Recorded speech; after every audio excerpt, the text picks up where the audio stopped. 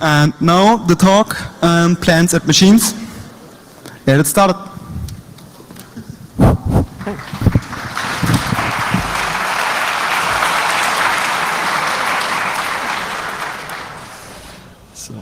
Thank you very much. We are very, very honored to be here. This is us too from the Plants and Machines project. It's quite fresh image of us doing field research. By now we are 4 people. We have a friend who helps us learn programming and another one who supports us with other critical issues. But it's actually this garden where everything started out about 1 year ago, a little bit more.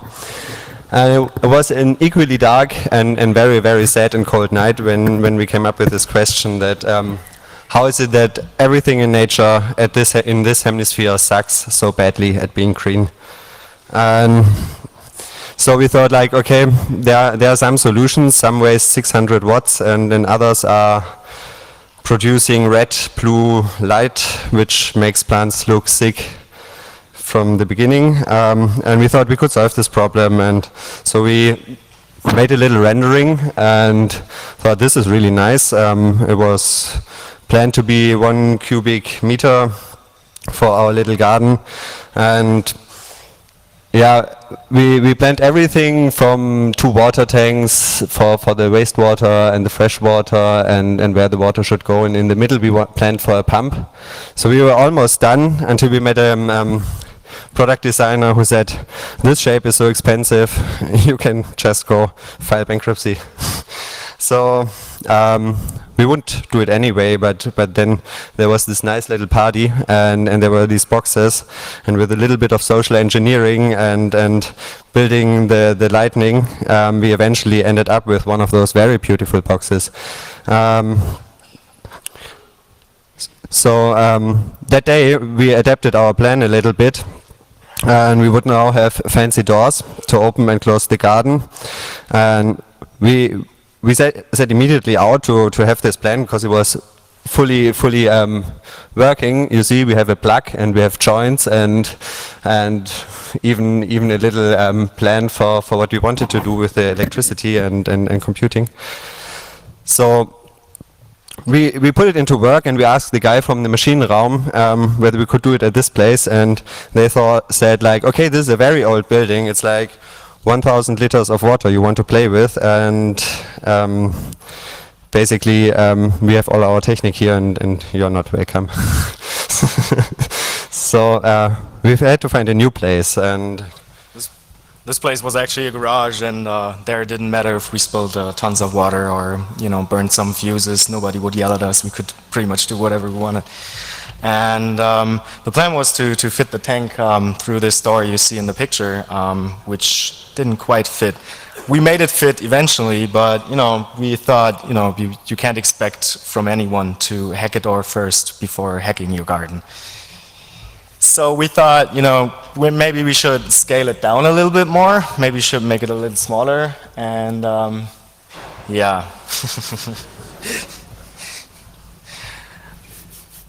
But then, about a year ago, I think it was the 24th of December, we went shopping and we got ourselves some heaters for the garage and some of the first boxes we used for a prototype or for proof of concept. And of course we bought some Christmas trees for our girls. So this is basically it. This is the first prototype or the proof of concept, and it consists of a water reservoir down here, the grow bed up here, and a top case covering it all.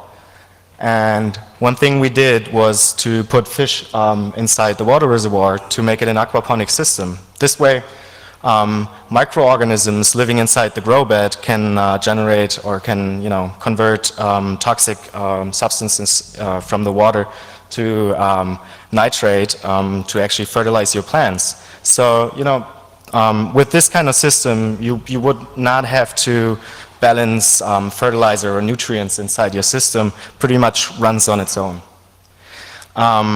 The system, the aquaponic system, contains a closed water loop.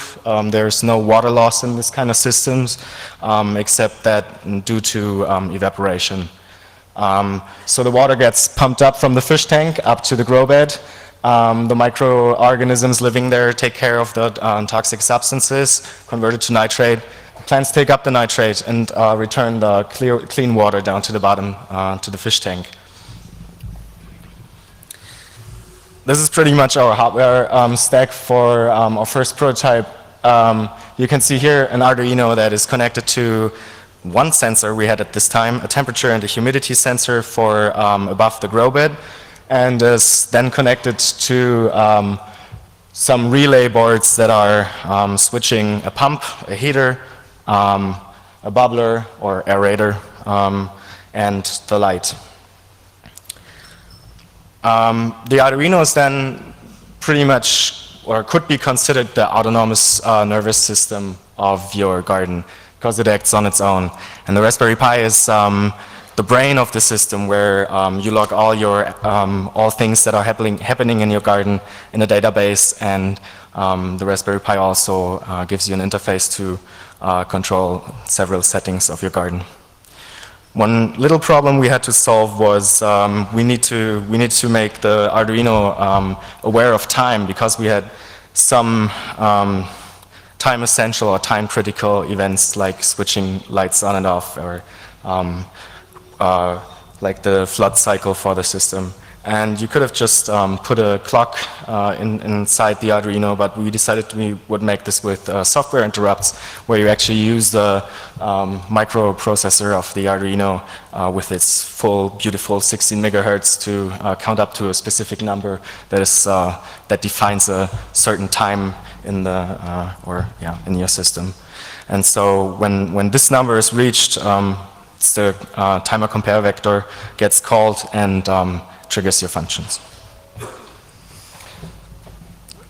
So we were done with our first proof of concept, and we thought, oh, this could really be a robot you have at home, and it's actually was really going very well. What we grew inside, we threw a lot of energy at the system. That's true, but therefore we got a lot of green. And one problem with our approach, because we wanted it to be easy handleable, was if you look at the opening, this was the biggest opening you would get if you would be one person. So it was very, very wonderful for the teamwork, because always one person would have to hold it up and the other person would do the gardening, and then we switch, take turns.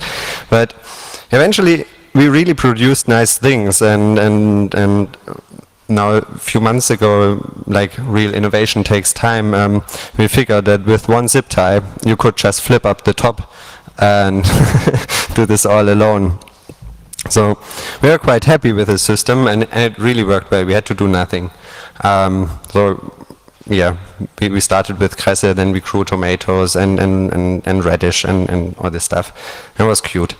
But then we thought, like, oh, we can do this much better, because with more technique we can solve more problems. And so we came up with this plan of putting the bot back into botanics and making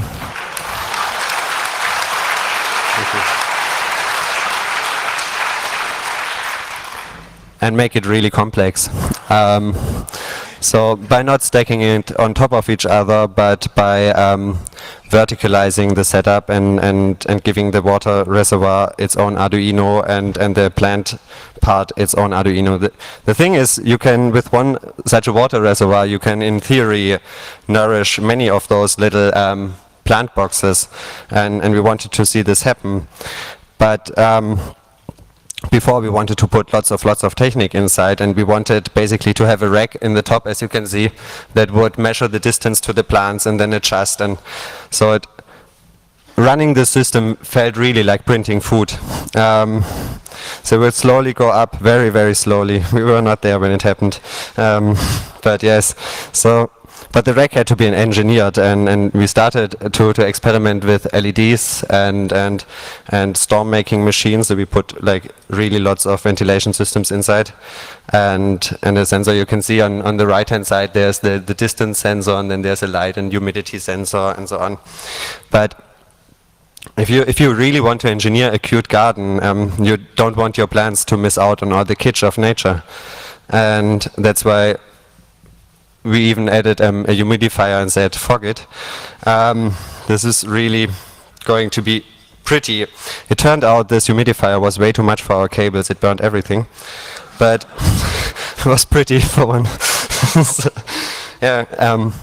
We made huge progresses, because from this system on, we never had to work together to feed our fish, which we were still doing every day by hand.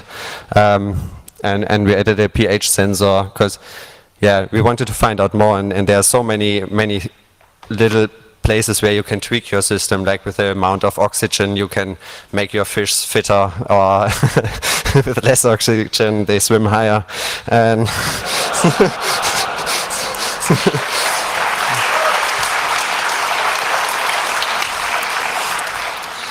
But we were always really aware of giving them high quality life and making it really nice for them. We gave them existential experiences, and one thing when designing such a system is you have to make sure everything is water and airtight. But because like the standard or normal connector sockets you would use to attach those solenoid valves, for example, are made out of metal, or made out of metal that is not stainless steel, there's some danger that you get toxic substances inside your system that will harm your fish, your microorganisms, your plants, and unfortunately, or could even harm you when you eat the fish or the plants later on. One solution when something is not watertight would be to just drown it in epoxy, which we did here. Of course, this is watertight now, or this was watertight, but if you run into a problem and had to switch some hardware, you would have corpses laying around in your system, because this middle one is cut out, it's not functioning anymore. And of course, when we said we wanted to make this a full-blown system and wanted to make it really cool and pretty and put lots of sensors and actors in there, we didn't realize that it eventually, in the end, would look something like this. So it would be a rather complex system in the end. And this is the data that gets sent from the Arduino to the Raspberry Pi, just from the one grow bed you've seen in this picture. As we said before, modularity or accessibility was really important, because you don't want two people when you're gardening. So we had to make every connection like pluggable like these. We used ATX and USB connectors and Molex connectors to wire up our sensors and actors, and to be able to take off the top very easy. But still, there's lots of cables, and we actually had to use separate box just for the power supplies. We had 4 different power supplies, because if you start building things, you gather experience, and the next time you do it right. But at this point of time, we had a lot of power supply units. Yeah, so this was not so elegant as we imagined, but on the other hand, also very, very expensive, and we thought, like, this is not really what we want, and if we want people to help us, we will not go this way. So we thought about what we did, and we thought, like, there were really nice things we had in the one and in the other system, and we thought the first one was much nicer to hack with, because even if your code fails, you could not really spill water somewhere or get in contact with electricity. So we thought we keep the modularity of the second one, but keep the setup of the first one. I'm afraid this. And it would look like this. It was much bigger, much bigger. So it's actually like this size right here. And so we took a few tubes and used gardening steckers. for making the boxes airtight and fit on top of each other, but while still being handleable. And we also invented the double Molex steckers. I don't know. This word is going to haunt me. And we were really happy when we came up with eventually with this enormous bot.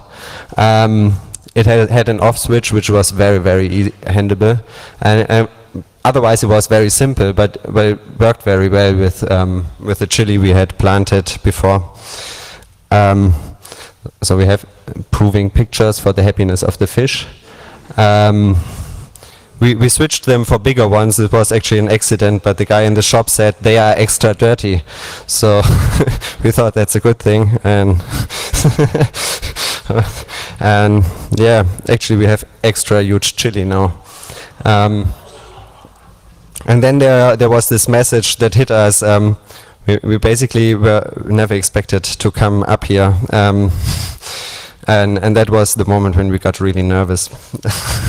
and thought like, okay, let's try it again and make it really beautiful and perhaps get some help from other people too. So we started a kitching process where we wanted to break down everything onto 1 voltage, which more or less worked well, but because we avoided so many warranties on the way there, we thought like, we never really liked the water heaters because they have inherent safety and that is less control for us. And so we started to design our own heating things.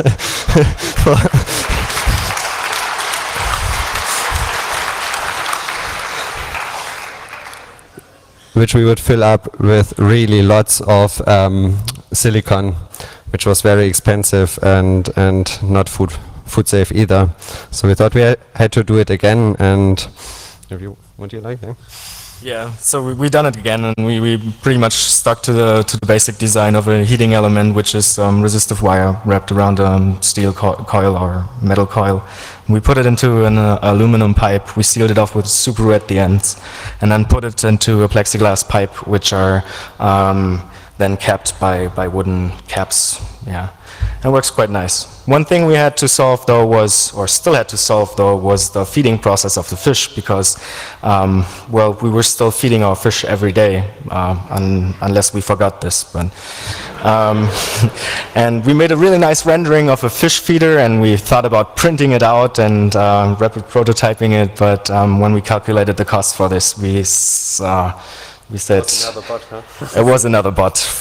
So we decided to, just do it in one day, do it with a small little box as a reservoir for the food, have a little motor on the outside of the box which has or is connected to a rod that rotates, takes away some food and puts it into the fish tank. So in this bot we have automated feeding now. And of course the wiring too is a lot more organized. We used ATX, 24-pin ATX cables all the way.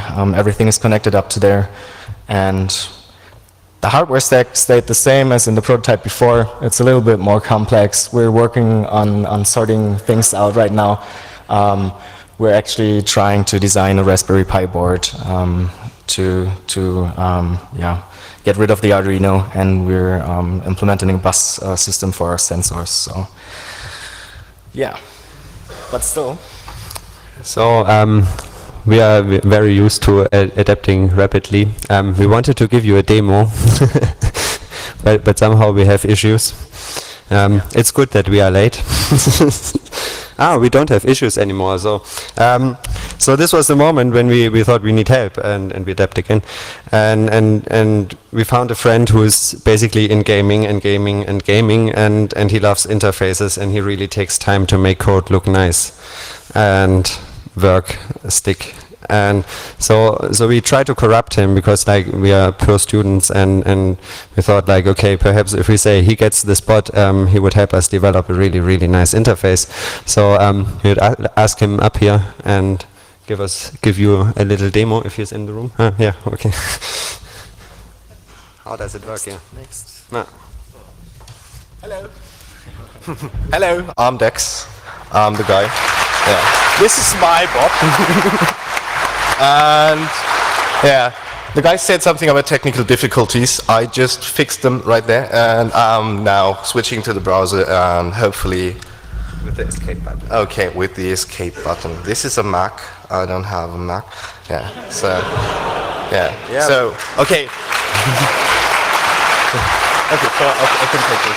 Nee, du hast kein Screen hinter dir. Ich habe So kein the demo Screen is hinter only mir. for you. Ah, yeah, okay, I can do the demo for myself now. This is probably this button, I guess, yeah, should be. Let's go for it. Yes. Okay. So now I have the screen down there. All right. So the first things I got asked from the guys when they came to me was, how can we make this 3 boxes something you can love, something you really want to have as your gardener? And for this, we somehow needed a face for this thing. And as I'm still a programmer and not a designer, I made an ASCII face, which is now, for now, the face of the bot. And what we learned so far is, what I learned when I did some animation was that if you have a face, you need to make it blink, otherwise it's no face. So the first thing I did was write an ASCII bot class, which has nothing to do with the bot at all, but it makes a nice face. And it should, if everything works, show at some point. This is, the bot does its own AP for now, so it runs in backup mode and makes a small tiny ASCII face. And the first thing it asks you, what's your name? What's my name? So you can name it, then name yourself as the guy who built it, and then later on it's meant to guide you through the setup process to actually build the bot from the Arduino and what you got for now. For now, we have this and the prototype interface. So I'm switching back to the prototype interface. Did it blink? It didn't. Oh well. It will blink hopefully here. I can. Come on, be nice. Yeah, okay. This is this. And yeah, this is another iteration of this thing when I was just working for it. And this is the interface we have now.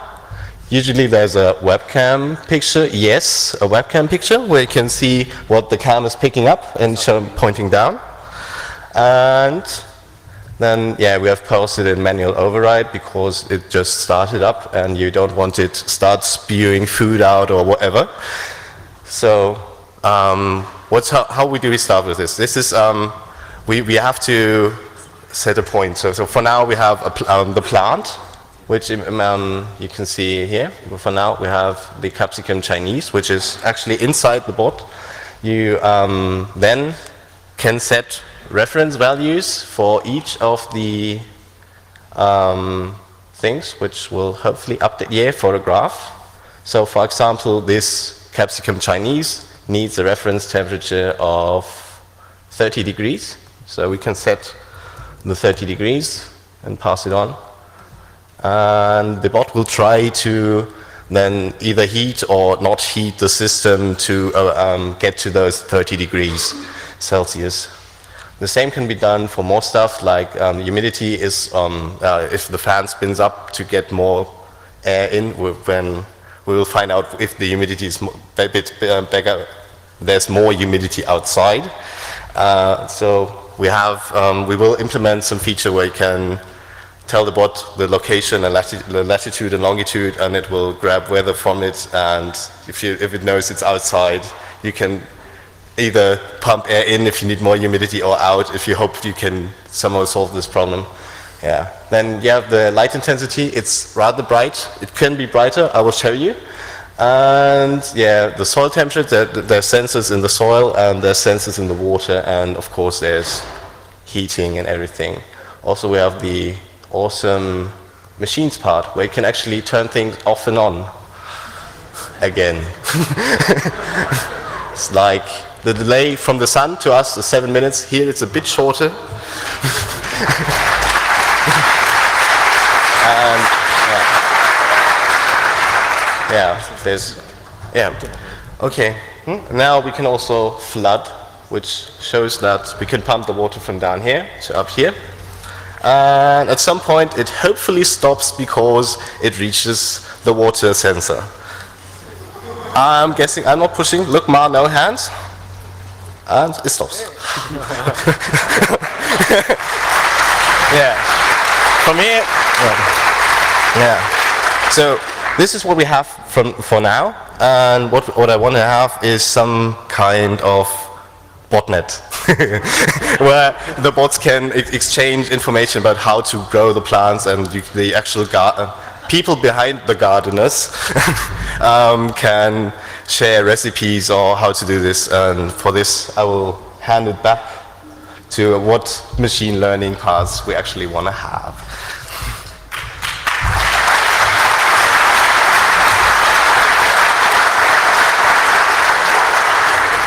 Thank you very much. We miss all the precious time. We would have loved to tell you so much more. But hopefully next year, or in the coming year, we will be able to release the software. So we get people who help us collect data, and perhaps as together we could make a foundation of public knowledge in form of data where you can statistically analyze what is really good for plants and fish, and make this accessible for many people. This is our big hope, and then we are very hoping that people find out whether a speaker in a robot like this would make a difference for the fish or the plants, or if you play music and have a Geiger counter. I don't know. This is we'll find out. Thank you very much for your time. We sadly have to leave.